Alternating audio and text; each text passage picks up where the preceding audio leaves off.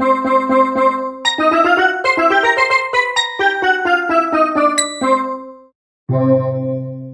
welcome to Billy Nature's Rant. And today, while we're in the kitchen, why we are in the kitchen is because the topic of discussion today is science.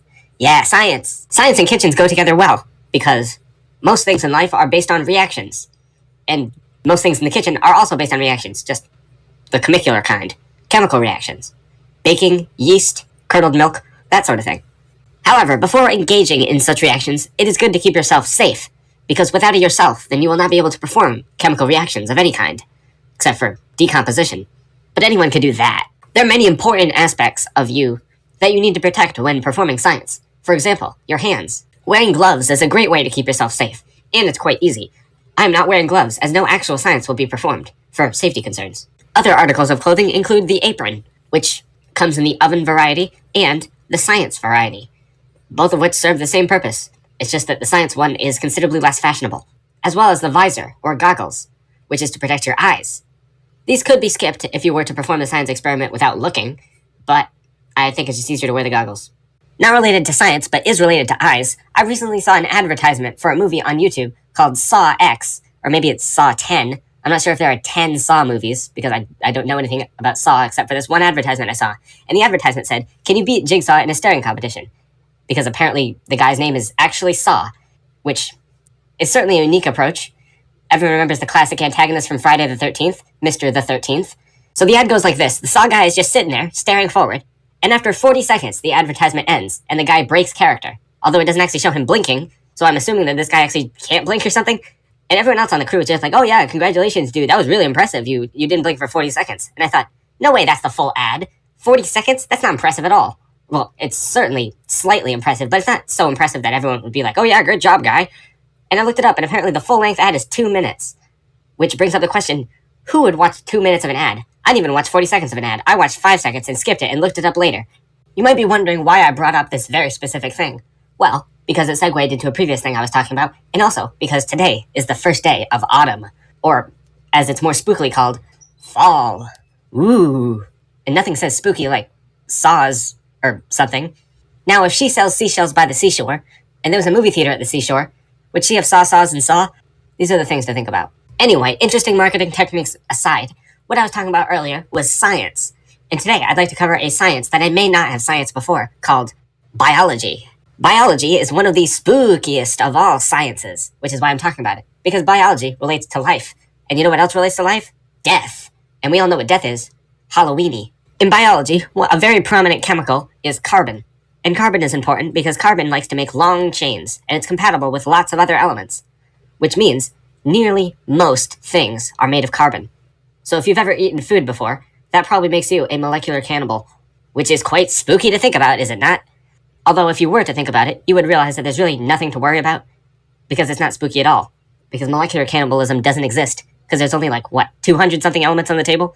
One of my favorite characters in biology are enzymes. What enzymes are they're little things that exist inside of a living organism and help out their cells by doing reactions.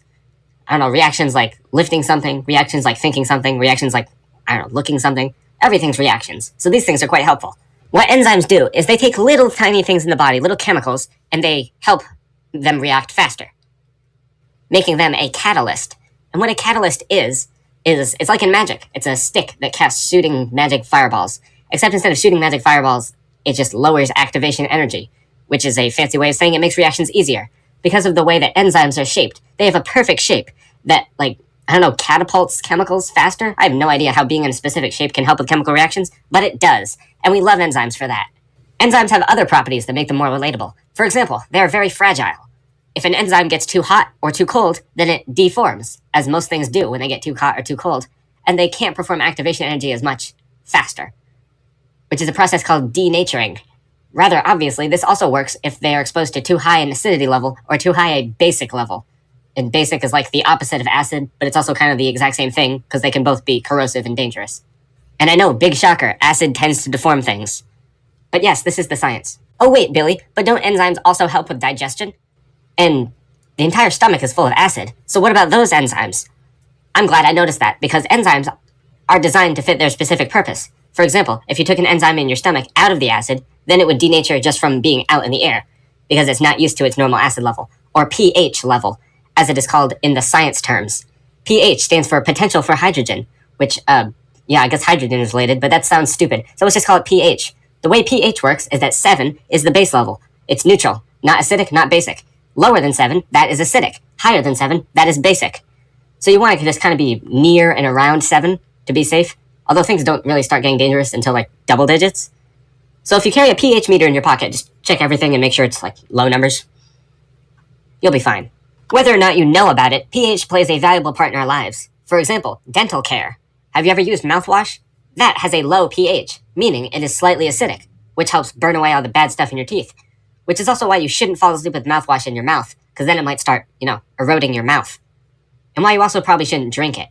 Although I'm nearly certain that the strong pH of the stomach would counteract the pH of the mouthwash, but don't try it. Let some dumb biologist do that for you, and then you can see if it's safe. I'm no biologist, but I do know how to use enzymes for my own benefit. For example, this chocolate sauce right here will go inside of me, and then to my stomach, where it will be digested by enzymes and acid. Yeah, sorry I didn't have anything spookier planned for today, but I'll think of some more Halloween-y things later. This has been Billy Nanto's Rant, and I hope you enjoyed,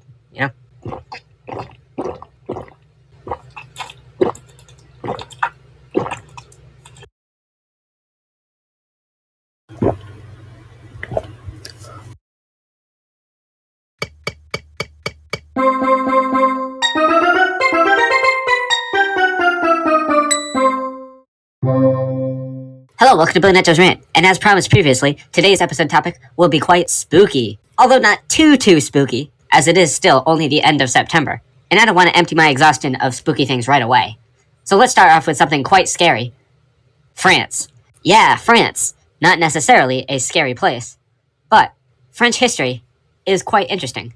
As much like the American Revolution, the French had their own revolution, and the things that happened during that revolution, well, let's just say they were a whole lot grislier than the things that happened during the American Revolution. I mean, my timbers were shivered when they dumped all that tea in the ocean. Imagine how I felt when they started cutting people's heads off. For those of you who are not yet enlightened on French history, France used to be an absolute monarchy, which meant that the king had all the power, and everyone else was loyal to the king, because they were forced to be. Because kings are not necessarily known for their kindness, and if they were not nice to the king, then they would be either hauled off to jail or just straight up executed. France's population was divided into 3 estates, as they were called, although they weren't in actual states. They were just groups of people. The first estate, which was the priests and the nobles and all that stuff. The second estate, which was the kings and some people related to him. And then the third estate, which is, everyone else. There were other estates and sub-estates and, inter-estates and all that kind of stuff, but you don't care about that. You want to get to the grisly parts. So basically, all these people were here, and the third estate was pretty angry that the first and second estate were so much better and had so much better lives than them. And then these Enlightenment thinkers came along, and who the Enlightenment thinkers were they were a bunch of nerds who thought, hey, maybe equal rights is a good idea. So they proposed that to the king, but the king doesn't want that, because the king would rather spend his billions of dollars on, golden toilets and stuff. And the king spent all the money, so now no one else has any money to buy, food and stuff. So the people start revolting, and that's when the violence starts. This prompted a period known as the Reign of Terror, where the revolutionaries and the monarchs all went at each other, and they all started killing each other. And it was a real mess. And the quote-unquote sophisticated way of being put down by the government in France at the time was to have a big executioner swing an axe to take off your head. However, this was not a perfect process, as, believe it or not, and this is actually quite shocking, it's pretty difficult to take off someone's head, especially in one blow. So a rather uncomfortable amount of times, they ended up botching the executions, which led to pretty bad aftermath. But thankfully, before this whole mess emerged, engineers managed to create something a lot more streamlined, efficient. A few years before the Reign of Terror, but still during the revolutionary phase of France, a man named Joseph Guillotine came to stage. And although Mr. Guillotine, not a huge fan of capital punishment to begin with, because he thought people shouldn't be killed for wronging, and that they should be, not killed, he knew that things in France tend to not change, or at least the king doesn't like them to change, because, kings like seeing people being executed. It's just sort of a kingy thing to do. So instead, Mr. Guillotine proposed that they do it in a more, as previously stated, streamlined and efficient way, to make the executions quick and painless. After some sciencing and engineering, and hopefully not a lot of beta testing, they released the newest weapon of terror, to be used to execute whoever you want. And rather thoughtfully, they named it after the man who opposed its very existence, while at the same time proposing its very existence. Poetic in a way. The guillotine. Although I'm pretty sure Mr. Guillotine wasn't too upset, as his name was spelled Guillotin, while the machine was called Guillotine. So that's distinct enough that no one will know it was him, right? The guillotine was a smashing success, or should I say, a chopping success. For those of you who have never seen it, thankfully, the guillotine is two massive poles, in which a heavy piece of metal is put at the top. A person's head goes between the two poles, fastened in by another piece of wood, and then the metal slab drops and decapitates them instantaneously. How fun! Everyone wanted a piece of that guillotine. The monarchy used the guillotine to behead those that it thought as defilers, and later on in the revolution, the Third Estate used the guillotine to execute the king and queen. Everyone got their turn. The guillotine doesn't pick favorites. As long as you have a neck, the guillotine has a spot right there. So I can't really say it has a spot in anyone's hearts. And not only that, it looked pretty scary. So you better watch out, you better not cry, you better not pout, I'm telling you why. A giant slab of metal is coming to cut off your head. Well, golly gee willikers, this guillotine thing sure is capital C, capital punishment. But who is the guillotine's favorite person? Well, history would say that the guillotine's favorite person was a man known as Maximilien Robespierre. Max was a part of the Jacobians, who were a faction of people who overthrew the king, and as such, Max was the new head of power, as all the other Jacobians looked up to him. And so Max abused his power by killing about 17,000 innocent people with the guillotine just because he didn't like them. However, he did this right after, restoring the economy, so everyone kind of just looked past that, until they got fed up of him, and he was executed at the guillotine. See? Everyone gets their turn. Everyone except for one very notable person. If you were to go to some random fact book, you may see the fact that Mr. Guillotine himself was executed at the guillotine. However, thankfully, this ironic twist of fate never actually happened, as Mr. Guillotine passed away in his late 70s, which is a pretty respectable age for, 200 years ago, or however long this was. However, the major thing about the guillotine was, it was heralded as the quote-unquote painless capital punishment. And ever since then, everything's been going downhill. Back in my day, capital punishment was so much more enjoyable. And that is quite a thinker. Was the guillotine really that good? Or was it just better than an axe? Because nowadays, no one wants to be beheaded by the guillotine to find out, because that's really the only way to figure it out. We have more modern methods of capital punishment now. For example, lethal injection is a common practice nowadays, in which the recipient is, lethally injected. And although supposedly it is relatively painless, concern stems from the fact that after you've been injected, it takes a few minutes for you to actually die. So people are worried that it's quite cruel, because you've just been killed, but now you have a few minutes to just, think about your own death, which is pretty messed up. But is it really any different than being hauled off to the guillotine and having your neck put in that wooden thingy, knowing that the axe could drop any second? These are the questions here. Feel free to write an essay that I will never read. For demonstrative purposes, let's say, hypothetically, the guillotine was painless. However, it certainly wasn't clean, as there's, blood rocketing everywhere, because your head was just cut off, and there's a whole lot of blood vessels and stuff in the head, so blood would be everywhere. And that raises some concerns for the executioner, because really, no one wants to see anything like that. That's scary. And so the executioner's mental health is considered nowadays, with more humane, for them, execution methods being the firing squad, in which a whole bunch of people are given guns, but only one gun has the bullet. The others have blanks. So the person is never sure whether they're the person who killed the person. Which, now that I think about it, is probably, did they give them the option to know if it was them? I don't know, this whole thing just seems like kind of a bad idea. You know what? I agree with Joseph Guillotine. Capital punishment is a pretty bad idea. So my message to you, if you don't want to ever worry about this, just don't get into trouble. This has been Billy Necho's Rant, and I hope you enjoyed.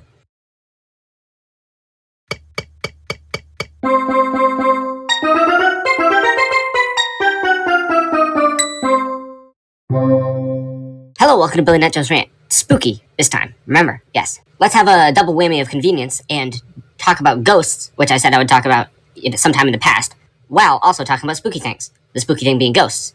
I would also like to apologize for a mistake I made in pronunciation last time, because, I have perfect pronunciation all the time. But I think I said Yangshi instead of Zhangshi, but I don't know why I thought the letters J and I made a Y sound. Sometimes words are just like that. Speaking of those aforementioned creatures, I was originally planning on having a section where I talk about how strange it is that all they do is jump, because they have really stiff legs, so they have to hop around.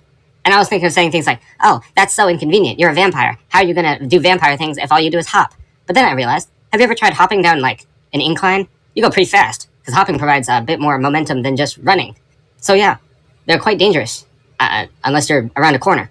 Also, they can probably fly or something, so that makes them pretty much exactly like birds. And birds are spooky. Ghosts are one of the spookiest kinds of monsters, because you never know when you're near one, because they're, like, invisible. Ghosts are like spiders. You're always within, like, 10 feet of them. However, unlike spiders, ghosts don't taste as good, and also they can actually inhabit objects in a thing I think is called possession. Or maybe that's just for people. In objects, it might be called something else, but I'm no ghostologist. Spectrologist? A ghost that can move objects, I'm reasonably certain, is called a poltergeist. And what makes a poltergeist different from a normal ghost is that a normal ghost might be able to make, like, sounds, like spooky sounds, like woo! But a poltergeist could make those same sounds, but, like, with anything it wants. It could use a hinge, a nutcracker, a box of tissues, anything goes. Which makes them a lot scarier, because boxes of tissues are generally more frightening than just sounds. Because they can do some damage. However, not all ghosts are looking to do some damage. Some ghosts are actually friendly, and trying to help other people.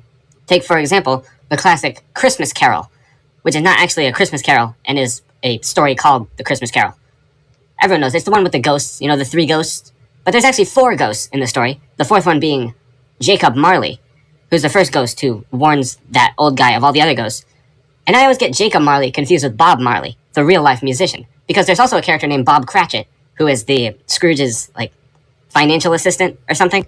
So I always want to call him Bob Marley, but it's not that. Let I now digress from that previous statement, because A Christmas Carol is just too Christmassy for October. I need to think of something more Octobery. Haunted houses. Based on pretty much every haunted house in existence, ghosts have really poor choicing and housing. Haunted houses are always dark, sad, worn down, and just gross overall, with all the cobwebs and dust and stuff. Not very hyperallergenic. Although maybe that's just how every house is, when the people living inside can't interact with anything, assuming they're not a poltergeist.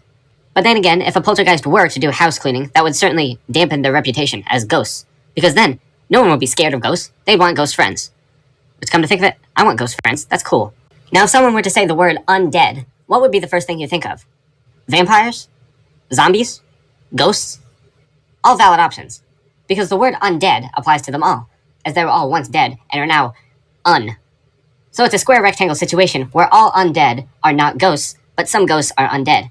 But I'd say more people would consider ghosts and zombies undead than over vampires, because vampires tend to be depicted as more civilian-like and sophisticated. Whereas ghosts would fall next in sophistication, as there are some very sophisticated ghosts, and then zombies at the bottom, because having a polite zombie is really an exception. Now, zombies are a very interesting undead, as the main appeal of them is that they come in mass hordes of infected individuals. Which is why most zombie movies are like, can this protagonist survive the zombie apocalypse? Which, no, they can't, because by definition, apocalypse, yeah, they won't survive it. And also, sometimes in zombie movies, there's like, oh, all the scientists, they need to work together to find a cure, a vaccine for all the zombies. Which, would not necessarily work very well in real life, unless they somehow discovered this magical cure in, like, a few days. Because zombies, they tend to rot a lot, and, like, miss body parts, and have, like, gross skin and stuff, and have, like, teeth falling out and stuff. So if someone were to be turned from zombie back to human, they'd be like, oh, gee, thanks, I'm gonna die now, because I'm missing all of my body parts.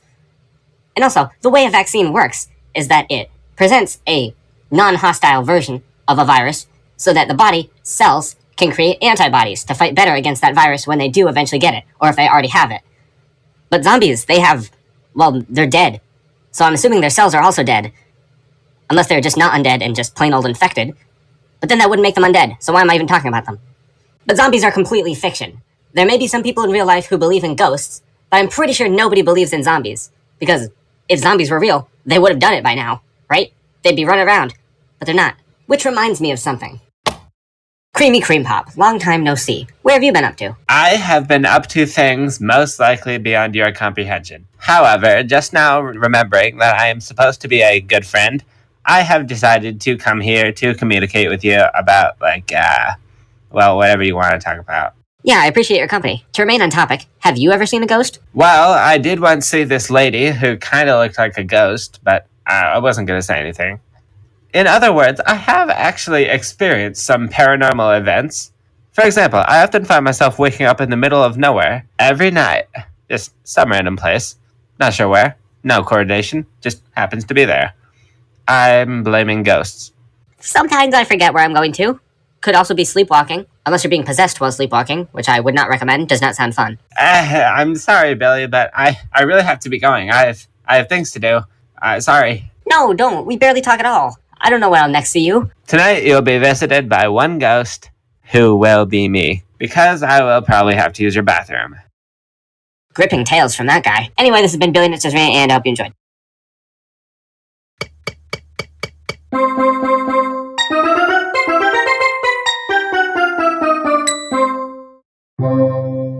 Hello, welcome back to Billy Nitch's Rant. Today's subject will yet again be spooky, as it is still October, and to make things even more spookier, this Friday, which is in about 3 days, it's Friday the 13th.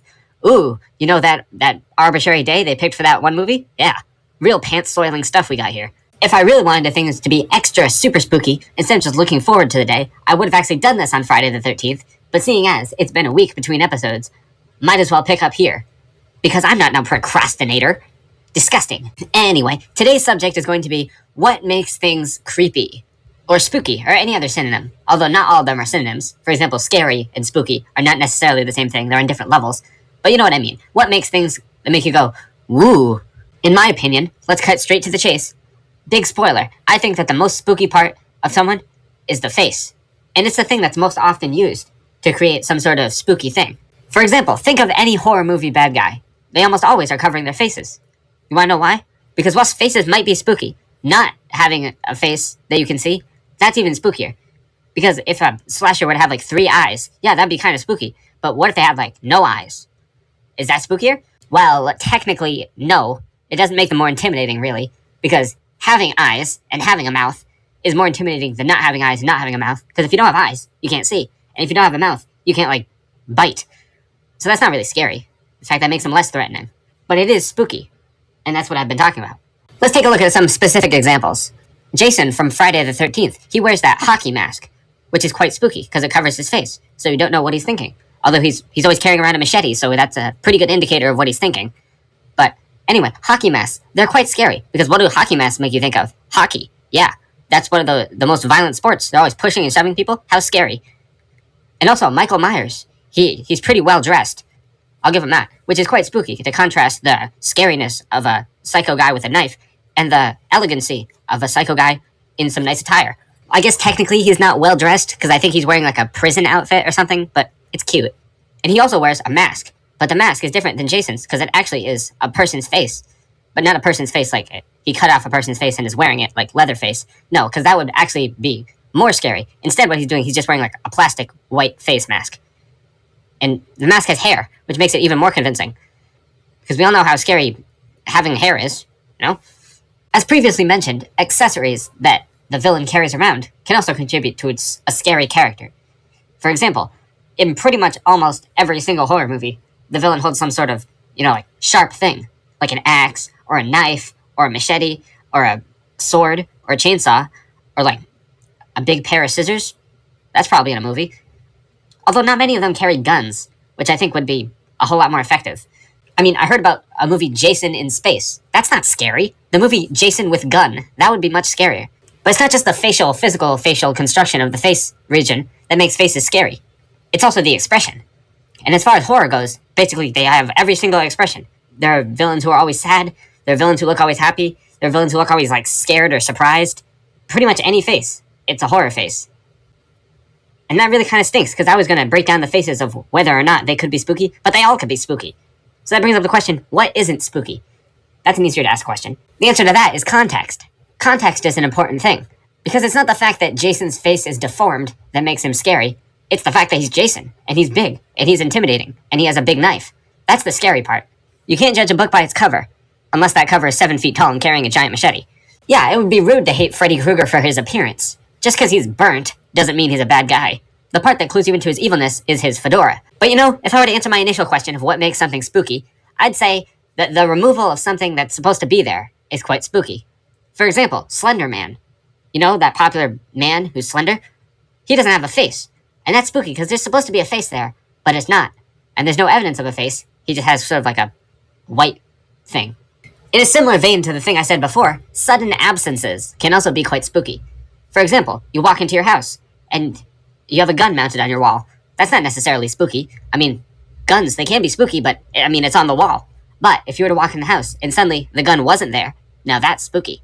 Or if you were to walk through the door that you were walking into your house to look for your gun that isn't there, and you turn behind you, and suddenly the door's gone, yeah, that might be even spookier. Although again, context is necessary, as not every sudden disappearance is a bad thing. For example, you wake up in the morning, you look in your trash bin, and see, it's been taken to the curb. Who could have done this? Similar to sudden absences, sudden appearances can also be spooky. For example, imagine this. You open your math notebook at a fresh day on Monday in school, and you're just about ready to write down some math problems to do for homework. You open your book, and you see someone has written the math problems for you. In blood! Is there really an expectable way to determine what's spooky and what's not? No, not really. So why'd I try? For fun. Why do you ask? But I do know one surefire way to make anything creepy or spooky or scary. Although I think, what's the word? Tense. That's what I'm going for. Here's how to build tension. You will be jump scared in 15 seconds. See you then.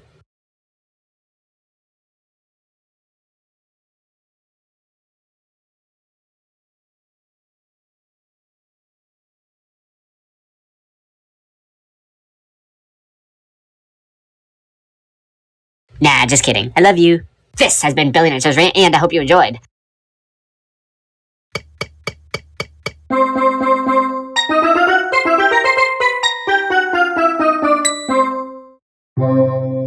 Hello, welcome to Billy Nature's Rant, and today we're going to be talking about pain. Now, when you're installing a window, you want to make sure that you're using panes, because if you're just using a big hunk of glass, there'll be a lot of distortion looking at the window, and then you might as well not even have a window there, because you can't really look at it very well. Nah, unfortunately, although windows would make a peachy topic, today we're talking about pain. You know, Halloween, spooky. What's spookier than pain? Many things. It's commonly theorized that pain is your body's way of telling you to stop doing something to keep you safe. But if that were true, surely you'd think that the pain would shut off at some point. There's a breaking point where the pain goes from, hey, you shouldn't be doing that, to, hey, you can no longer do that because, you're in pain. Usually when I discuss unpopular things, I think, hey, there's probably someone out there who actually does like this popular thing. But with pain, it's different. Because even if you have a really high pain tolerance, you're still going to be paying for that pain. Because doctor's visits are expensive. And if you go around just, snapping your bones like twigs, you're going to be paying a few dollars to get those bones back. Which is why it's important to stay safe and not jump into wood chippers. Like everything, pain in real life is different from pain in video games. And in some ways, pain in video games is better, because the character can't actually feel pain, so their pain is instead usually represented by some sort of bar, called a health bar. And sometimes I wish that there were health bars in real life, because it'd be nice to just know that you are in pain, instead of actually having to experience the pain. And it would also be nice to know how quickly you're healing, if you could have a visual representation, and not just some, scabs, or however things heal internally. I'm not sure things scab internally. They might just sew it up in there, with, special carbon fibers or something. And if health bars were real, I would absolutely not want it to be one of those poorly coded health bars where you just lose health and it goes down. I want the yellow part. The part that slowly ticks down to show you how much damage you just took. Because, has this ever happened to you? You wake up, you look in the mirror, and then you, go to a friend or something, and they're like, yo, you're bleeding. I'm like, oh, I'm bleeding? I didn't even realize. I just woke up like this. Yeah, it happens sometimes. And that can be scary. It would be less scary if I had a giant flashing indicator telling me, yo, something's wrong with your body. Another useful thing to know, and not just have to infer by what your body's doing, is illness. For example, do you hear it in my voice right now? Not really, because I'm trying to cover it up. But if I were to just, talk normally, casually, you can kind of hear a bit stuffy right now. That's because of a stupid thing that happens to exist called allergies. Which people say, I don't even know what season allergy season is. People always say, oh, it's allergy season, you'll get over it. It's allergy season every season. 4 seasons. I'd like an indicator for that, please. And there are also some sort of types of more serious diseases that can infiltrate a cell and then hibernate inside of that cell and then emerge when they've created more of themselves by abusing the cell's self-replicating, internal mechanisms. Most notably cancer. And if there was a visual way to identify those types of sort of, hacker, cheaty, sneak into the cell and do their own things kind of diseases, man, they might as well not even exist. Things would be so much better with health bars. And I guess I'm proposing this to the developers of real life. No, I'm just saying, those video game characters, they got it real good. On the topic of video game characters having it good, in Dark Souls, and I know I talk about Dark Souls a lot, it's just because I like it, and it happens to come up in a lot of good examples. But in Dark Souls, I wouldn't necessarily say the main character has a good life, because, they live in Dark Souls where everything sucks. But they do have one mechanic that I was talking about before, health bars and, status bars and stuff. And one status bar strikes me particularly fancy, because you could just say, oh, a poison status bar, that's just when will you get the flu the next? Except the flu's a bit more deadly this case. Although I guess it could just be the normal flu, because people in the medieval ages, they died from the flu all the time. But the one I really want to draw attention to is curse. And now the way curse works is that if your curse bar fills up by breathing in special curse vapor, I'm not exactly sure what it is, some sort of magic vapor, then you crystallize from the inside and instantly die. Yeah, imagine how convenient it would be in real life to know how close you are to instant death. Seems pretty cool. And honestly, the Dark Souls character doesn't even react when they're standing in the deadly cloud. They just sort of stand there. So if this were in real life, and those enemies that spit those clouds called basilisks, although they look nothing like what a basilisk is supposed to look like, they look like frogs, when basilisks are supposed to be big snakes. But when basilisks breathe that fog, they just stand in it like it's nothing. And if that were in real life, you wouldn't even know how close you are to instant death. You'd just be like, oh, just some fog. It's a misty morning. You walk into it, and your lungs are bursting through your body, and you're like, that's a bummer.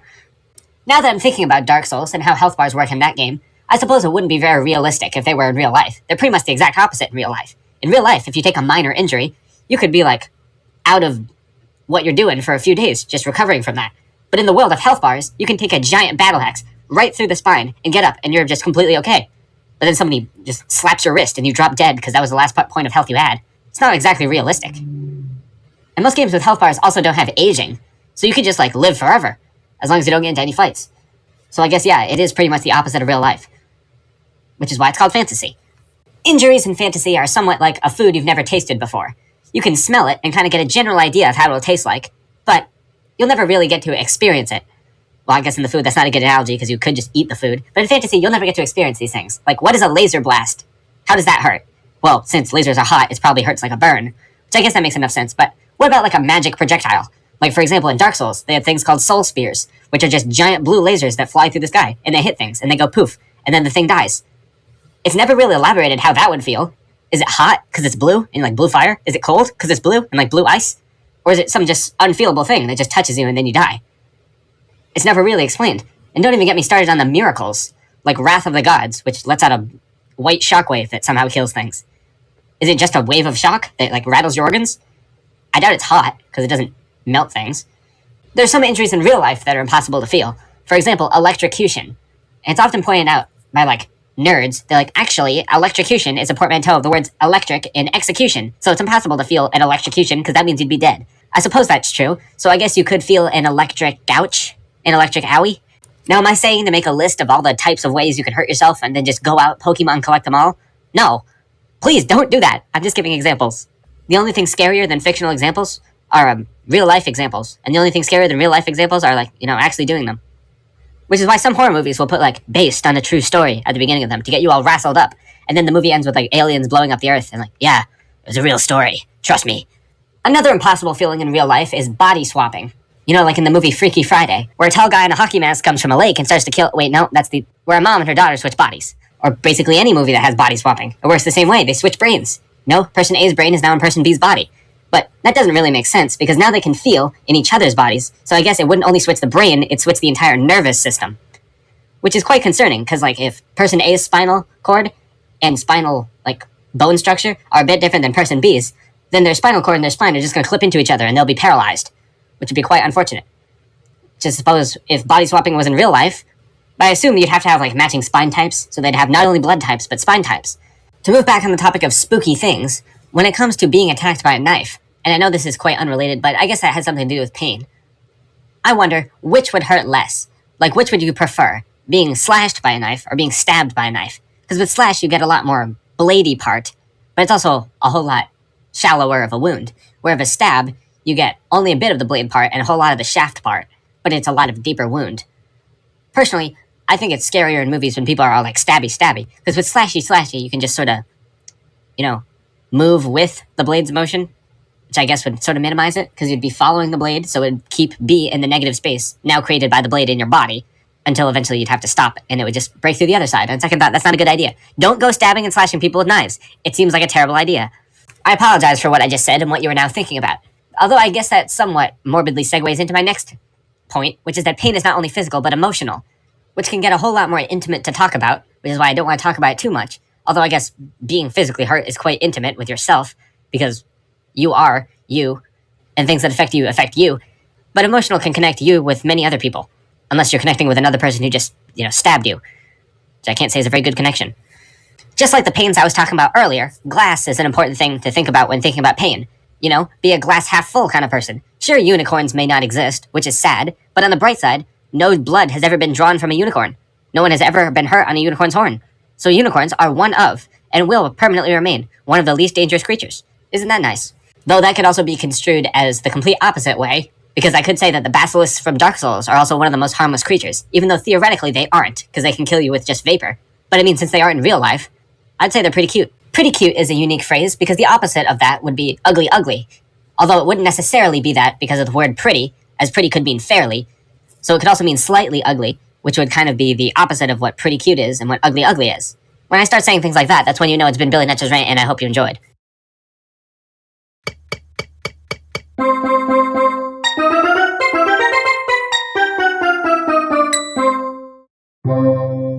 Hello, welcome to Billy Netcho's Rant, and continuing in the theme of spookiness, science fiction, which is like horror, but like robotier. There are lots and lots of things that happen in science fiction that could be considered scary, but the spookiest of them all is probably the most popular one: time travel. Time travel is the spookiest because it's the most complicated, because no one would know what that's like in real life, so it's really hard to make it sort of realistic. But that's what makes it spooky. Things in real life are not as spooky as things that aren't in real life, and time travel's not in real life, which makes it more spooky. Also, considering that time travel works like, well, time travel, it's pretty much impossible to be the person who created time travel. Because if you were the original person who created time travel, someone else could just use the time machine to go back and then give you the idea, or just take the idea and take it for themselves. So it's pretty much impossible to create time travel. But it'll still have been created just by someone. I feel if time travel was real, which it's not, and if it was safe, which it's not, then the first thing I'd want to try is smelling the past. Because, you know, the air today might actually have smelled different than the air a few years ago. Who knows? Do you usually keep track of how the air smells? I'd say not daily. So you probably don't have a concrete remembrance of what the air was like a few years ago. But hey, with time travel, you can smell all the air you want. Time travel would stimulate the economy for smell companies, or perfume companies, I'm not sure what they're called, but they could just come out new fragrance, the past, which would technically be reselling of old product. So maybe people wouldn't be that interested. A big concern with trying to develop a time machine would be the time machine destroying reality. And so you'd obviously want to have some beta tests to make sure it doesn't do that. But how would you have a beta test if it were to fail, it would destroy reality? Then you couldn't even make the time machine. So it's impossible for a time machine to be completely safe, unless you sent yourself back in time to before reality was destroyed, and then tried to destroy reality, and if reality was destroyed, then you would be there to stop yourself. Yeah, this is why most science fiction writers don't start with time travel, because it's really confusing. But hey, I am one persistent little creature, and I will try to attract a time traveler. So, hey, time travelers, if you're out there right now, choose here as your location to be. Flip and flipper, it didn't work. Well, time machine travelers, I am just going to have to say something on the internet so stupid that it'll have to attract someone to stop me from the future. Alright, here we go. 3 reasons why Super Mario Bros. 1985 is actually a terrible game. Number 1, being a bad influence on future games. You see, in water levels, the way it controls is that the normal movement keys move you left and right, and the jump button causes you to swim up a little. Now this is a stupid control scheme, as back in 1985, there was not a dedicated control scheme that most games follow, because the genre was still new at the time. And with Super Mario Bros. Being the most popular platformer, of course everyone's going to want to replicate it. So, with Super Mario Bros. Having those obtuse water controls, forever tarnished the reputation of water levels, which could have been saved if you just used the arrow keys for movement. You know, like how a person would swim. Number 2, there's no pink. Trust me, I've looked through the whole game, there is no pink. There's a little bit of purple on the underwater pipes, but that doesn't count. There's no pink. And pink is my favorite color on most days. Number 3, Really? Okay, so I guess the person who invented time travel doesn't care about video games. That's fine. I mean, you invented time travel. I thought you'd be a nerd, but whatever. Alright, you forced my hand. The United States nuclear launch codes are 4, 3... Alright, fine, that was a pretty easy bluff to call. I don't even remember my locker combination at school. But there's gotta be something I can say that'll attract a time traveler. Maybe if I just spitball a whole bunch of random dates and hope that I'm correct. You know, false prophet sort of thing. Okay, the world will end on November 18th, 2043. December 8th? September 6th. 2050. 2024? Golly gee willikers, you time-traveling folks are tough to deal with. All I want is to be the first person in history to be visited by a time traveler. Is that too much to ask? Unless I'm not the first person. In which case, the first person to have been visited by a time traveler was Abraham Lincoln. No. Albert Einstein. Stephen Hawking? Alexander the Great? Napoleon? Samuel L. Jackson? Man, this is too hard. There are too many people. You're right, I'm not worthy. I doubt any time travelers will want to visit some pathetic squirrel on the internet. That doesn't make me special. Unless, hey, time travelers, feel free to come right now. No one will know your secret. No one watches the show. Come on, please, anyone. Turducken fiddlesticks. What a waste of time. I should have known better. Time travelers must have awful taste in who to visit, because I'm a great person. Usually. Maybe they're camera shy. This has been Billy Netcho's Rant, and still? No one? Alright. I hope you enjoyed.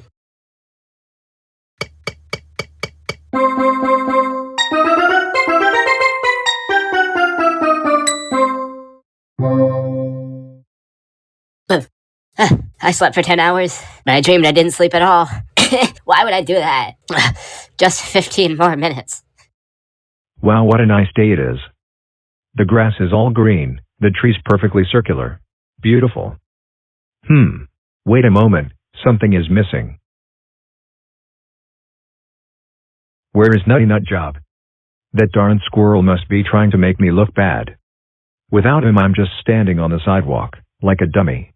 Like that dummy. How can I accost those two furry scoundrels if they aren't present? Hi, have you happened to see a big robot walking around? 4 arms? Really tall? Sort of metal? I didn't lose it, I just don't have its current whereabouts, that's all. I'm not one for favors, but for a fellow robot I'll be glad to help. Oh, thank you so much. If you say it, just give a hoot. Well. I have been promoted from best person ever to detective. What an honor. If I am to start looking for clues, it would be best to look the part. Oh yeah, stealth mode. I suggest I should go find that monkey to ask about the robot's last whereabouts. Detective Tenerbot solves the case again. What's a wonderfully created robot like you doing being missing? Look at me, I'm always here and proud of it. Who are you anyway? Hi, my name is Tenerbot. I have no hoots to give.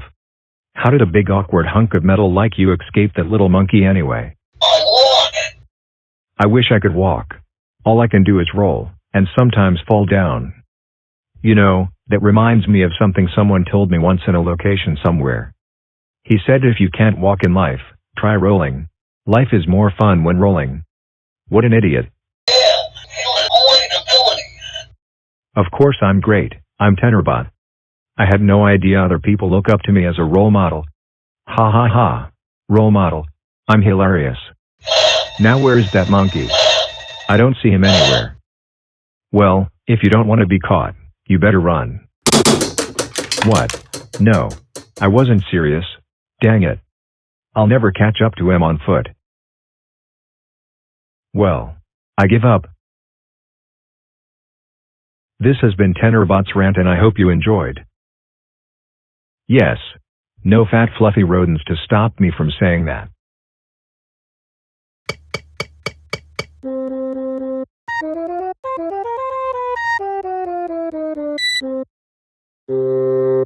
Hello, welcome to Billy Nut Joe's Rant, and happy Halloween. So a common retort against skeletons not being scary is, well, everyone has a skeleton inside of them. Exactly, that's the scary part. The skeleton's on the outside. And plus, that's technically not really true if you consider a skeleton all 200 and something bones. Because teeth are part of a skeleton, because they are part of the skull. So only little kids really have a complete skeleton, because after that the baby teeth fall out, and then you're just left with 99% of a skeleton. So seeing 100% of a skeleton just there is pretty creepy. Although most skeletons you see depicted being spooky don't have the baby teeth still in. Although that does look rather creepy. I think there should be full skeletons. Come to think of it, when you see Halloween decorations of a baby skeleton, it's usually just an adult skeleton that's really short, or has a baby body, but it doesn't show the baby teeth still in the skull, which is quite unusual. Teeth may not be part of the skull, but they are certainly part of a body. Which system in particular? Well, it's not the skeletal system, so I think digestive system is a close second. Unless there's some sort of enameler system that I'm not aware of.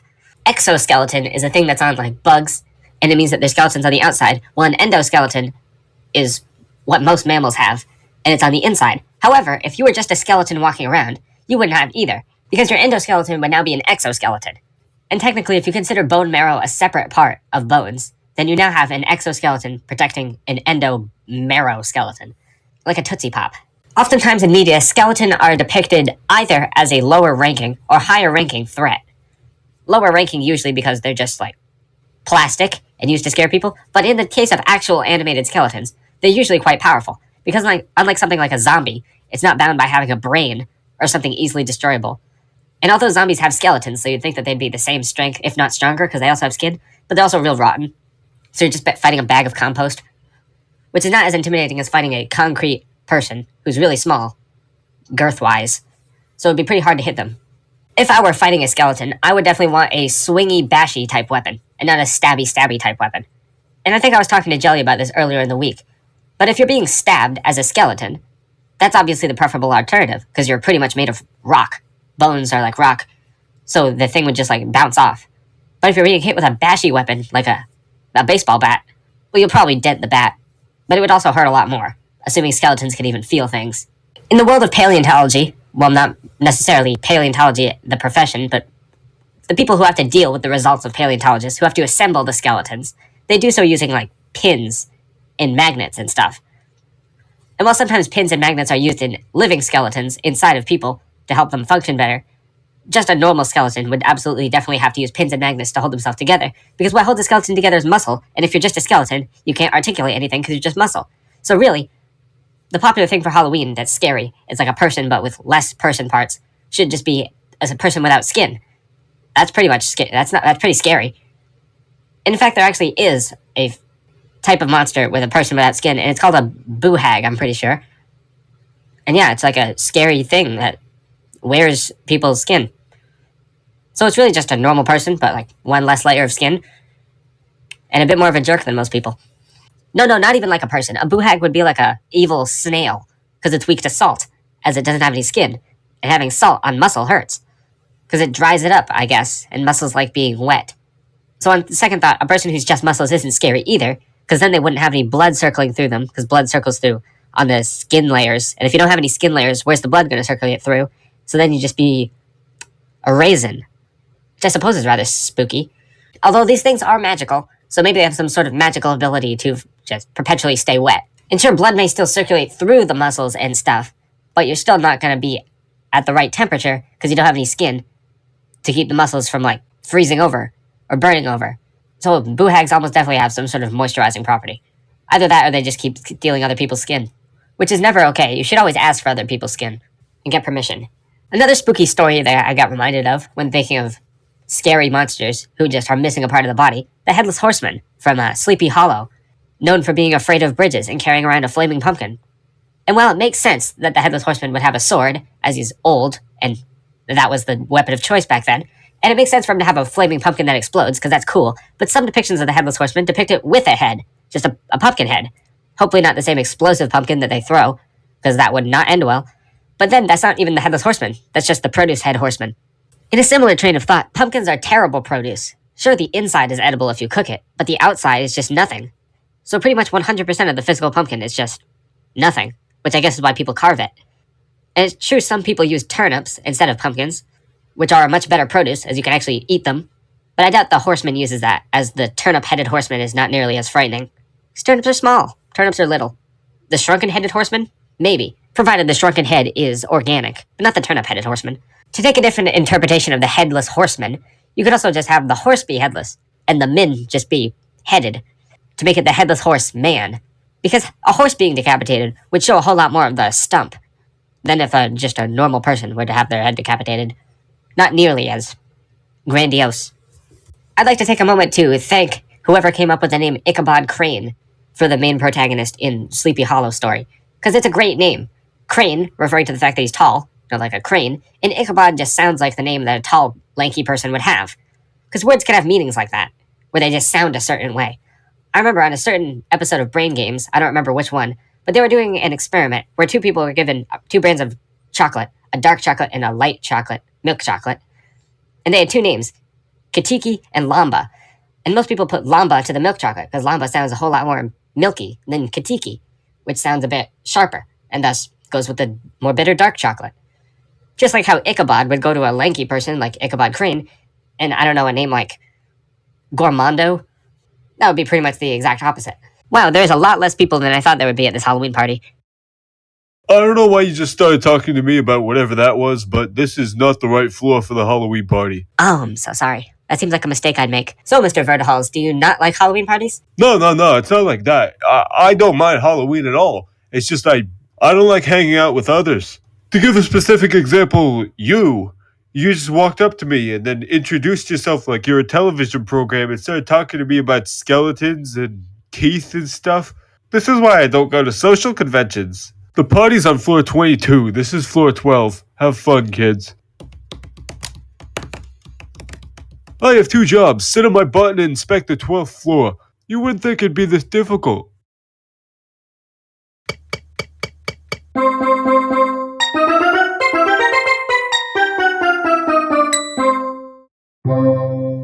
Hello, welcome to Billy Netjo's Rant again, and today is another daylight saving day. Everyone's favorite biannual event that does something for some reason. Although I have virtually no grasp on the concept of time, and as such do not know which of us will actually be affected and given more time to be out and about. But I'm sure whichever one of us that is will be very happy right now. As you can see, today we are not in our standard positional form. You know, that one spot in the park.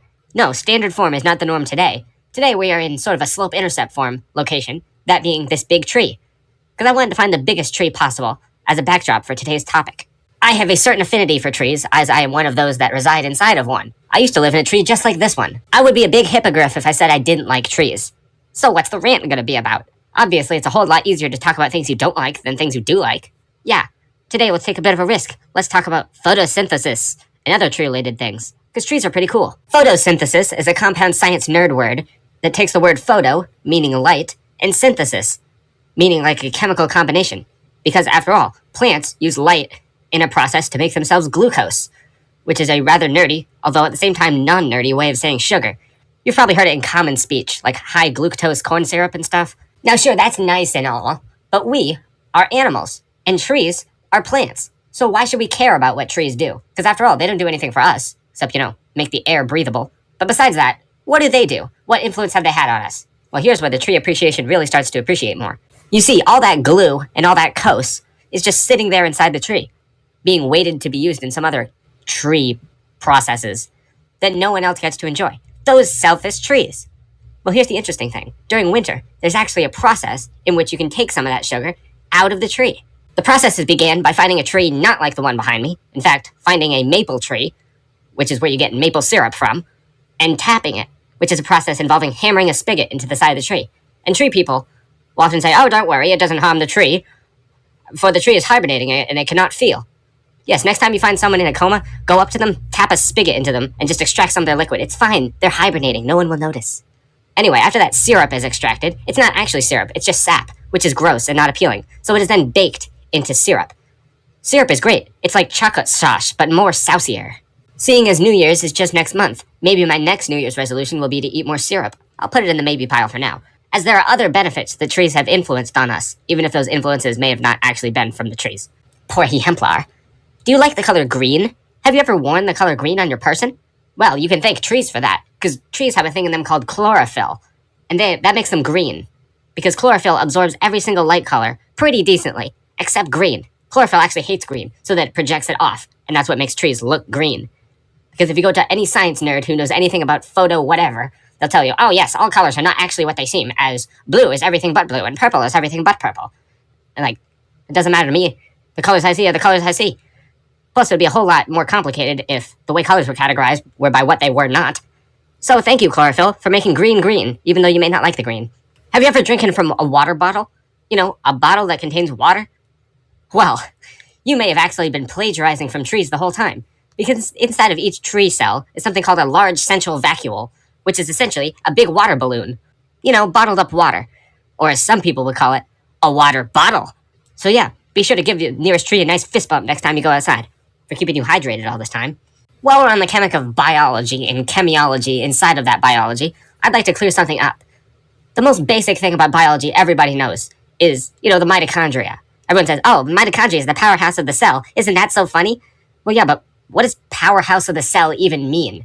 Because what it does is it produces ATP, which is a chemical that the cells use to, do stuff. So you could say it's like the energy plant of the cell, or the power plant of the cell, but it's not the powerhouse of the cell, because that would imply it's the most powerful and important part. The powerhouse of the cell would be the nucleus, because that's where all the DNA and stuff is stored. So yeah, next time somebody says mitochondria is the powerhouse of the cell, feel free to actually them. Surely, Billy, you're not also implying that you have to thank trees for ATP energy, right?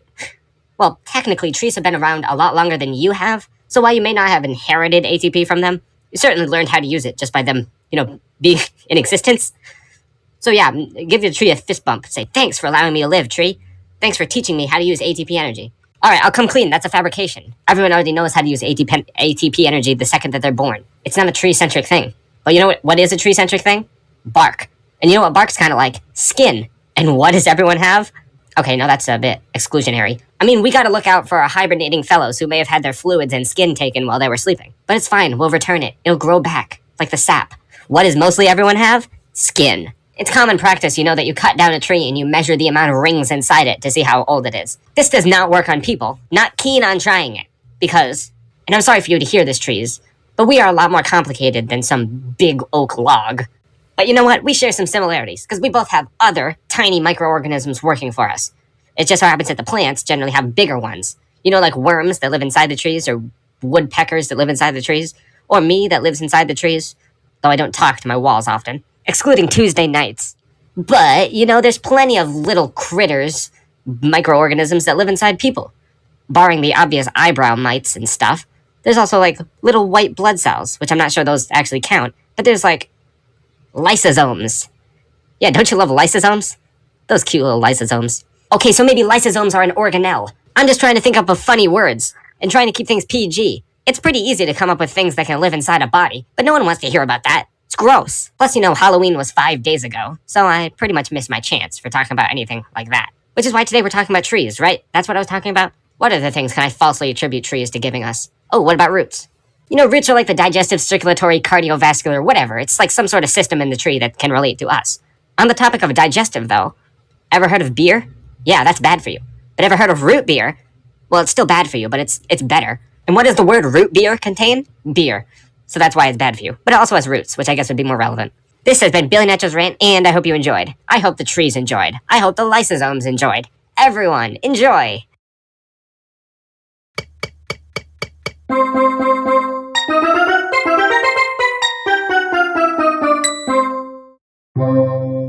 Hello, welcome to Billy Nacho's Rant. And ooh, look at all this nice fog. It's like clouds, but more downer. You know, as far as the water cycle goes, fog is pretty effective, because the whole point of condensation is that eventually the water gets back to the ground. And what better way than to put the clouds literally on the ground? Anyway, today I would like to thank a specific person that you may not have heard of, depending on whether or not you really like me talking about Scratch or not.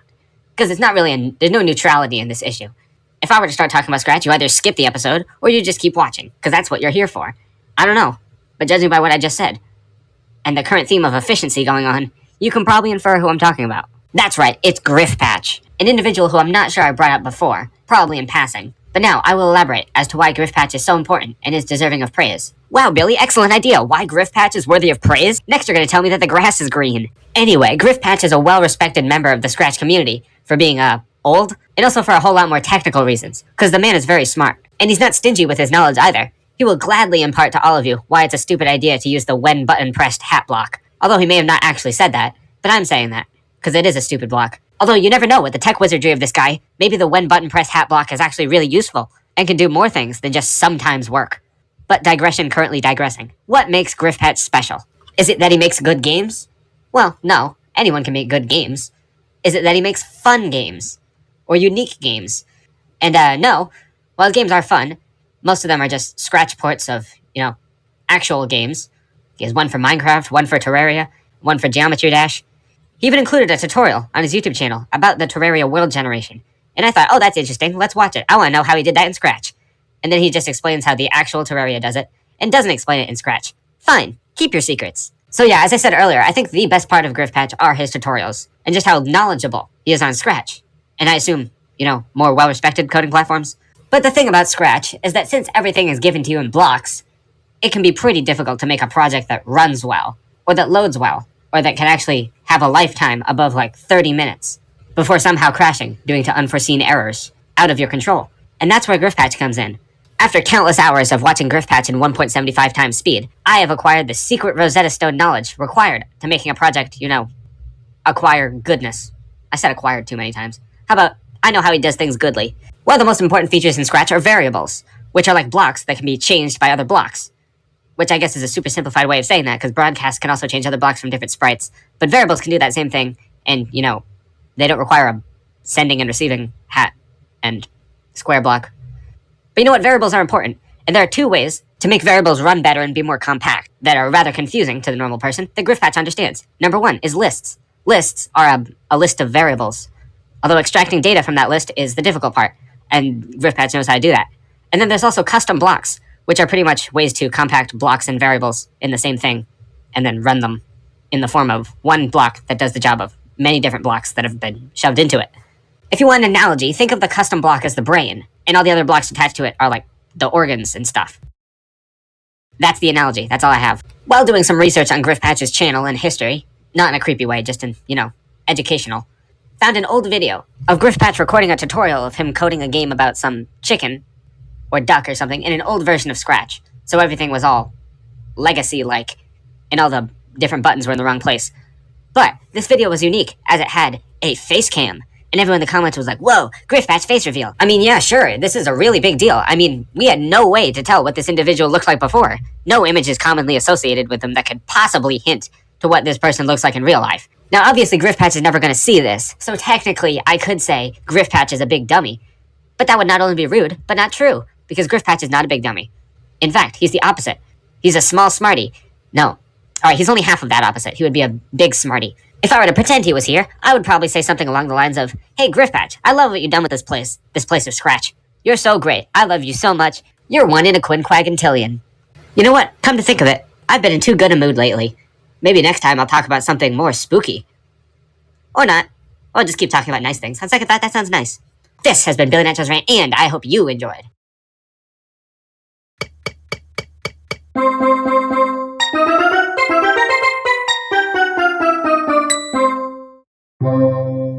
Hello, welcome to Billy Nacho's Rant, and I have something exceptional to talk about today. And I mean that quite literally, as the topic for today is exceptions and spelling things. Because everybody likes grammaring goodly. Allow me to shoehorn in my experience with this specific pet peeve when it comes to grammar.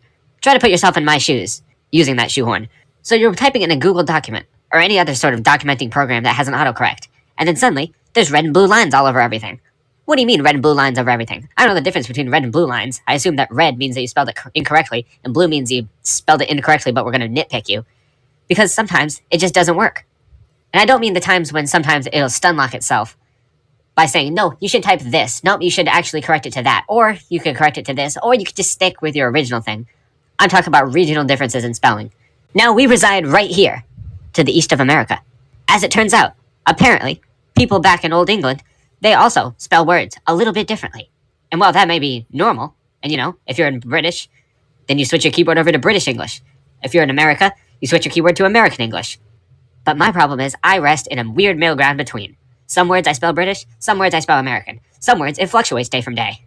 It's annoying. I can see why autocorrection has the two separate quote-unquote languages, even though they're basically the same thing, to be more inclusive. But in their attempt to be inclusive, they are no longer inclusive because they're not including people like me, who spell words differently sometimes, to their own preference. Let's go over a few. Now, gray. Gray, although it would have been funny, is not a gray area for me. I always spell gray G-R-E-Y, which apparently is the British way of spelling it. I always just thought it looked better than gray G-R-A-Y, because G-R-A-Y just, it seems too dark for me. I don't know. Maybe it's just the way the letters are shaped, but it looks more aggressive. And I don't think gray is an aggressive color. I think it's a more neutral color.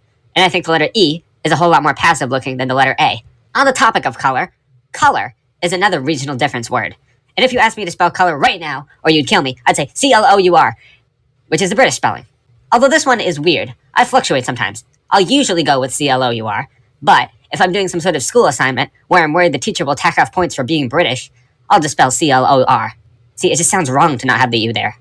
It's so fancy. It's nice. Now, armor is another or word that I spell in the British way.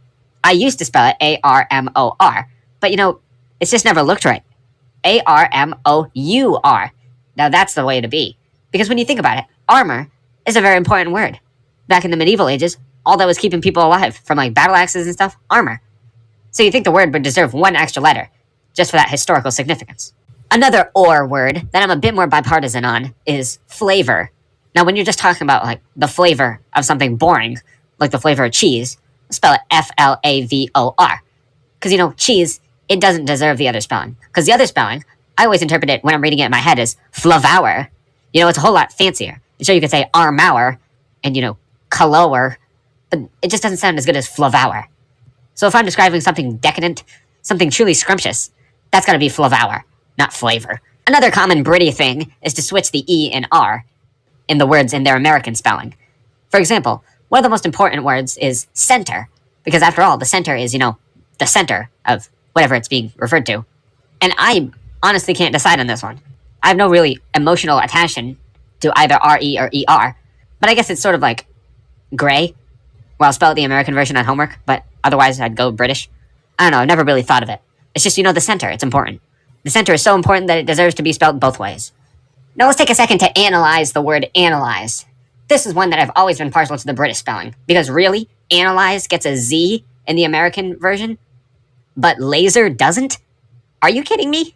Laser and analyze, while they're both tech words, laser is absolutely the most techy word, and as such deserves the Z. I know technically laser is an acronym, although no one really cares, that stands for light amplification by stimulated emission of radiation, but why can't it be light amplification by zoomed emission of radiation? Stimulation and zoom are basically the same thing. Could you really tell the difference if I said, my brain was stimulated by this talk of regional differences, over, my brain was zoomed over this talk of regional differences, in spelling? When it comes to the word theater, I also prefer the RE to the ER, because I just think the letters T and R look nice together. And, oh no, I'm British! Oh, what a horrible realization. I've nearly always preferred the British spelling. But you know what? It's fine. But you know what? I'm not even upset. Because it doesn't matter if you spell things the British way or the American way. Because in the way, we're all friends here. I mean, it's a common misconception that Christopher Columbus was British, even though he was actually Italian. But that doesn't even matter because he didn't even discover America. And the part that he did help found was only along the East Coast. And yeah, sure, that's cool and all, but where's all the land? Bet you didn't expect me to start talking about history and geography, but here we go. If you want another not-so-nice person to help with kind of founding America, look no further than Napoleon. But rather ironically, Mr. Napoleon really, really hated British people. And he hated the whole state of England. And he needed more money to fund his anti-British attacks. So he sold a little piece of land called, the Louisiana Purchase to America. Yeah, that was a big mistake on his part. But, thanks Napoleon for the West. It was on a pretty good deal. Now, why did Napoleon hate British people so much? Well, it was probably because of his name. His last name, Bonaparte. T-E at the end of the name. That's a super British thing to do. So maybe he was just insecure about his name. You know who's not insecure about their name? Me. Because this has been Billy Nacho's Rant. And I hope you enjoyed. Hey there! Haven't seen you in a while. I'd say I didn't expect to see you here, but that would not be true. By the way, if I were an actual space tyrant, do you think I should go with Darth Violet or Ultra Vader? That is a good question. Why don't you ask... Where's Chuck? I expect you two would have gone to the party together. It seems last time I talked to Chuck, he was obsessing over finding something that he lost. Didn't tell me what the thing was, though. I'm not too worried about it. I'm not usually one for parties, but Halloween, it's fun. We do have matching costumes, though. He would have been my Boba Fett. That's cute. Too bad you had to come alone, though. No, not quite alone.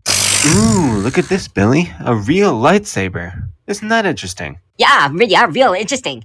Now, if you could just tuck that away, and then we could have a nice conversation about fruit punch or something. Well, that's disappointing. That was one of the few pranks I hope wouldn't work.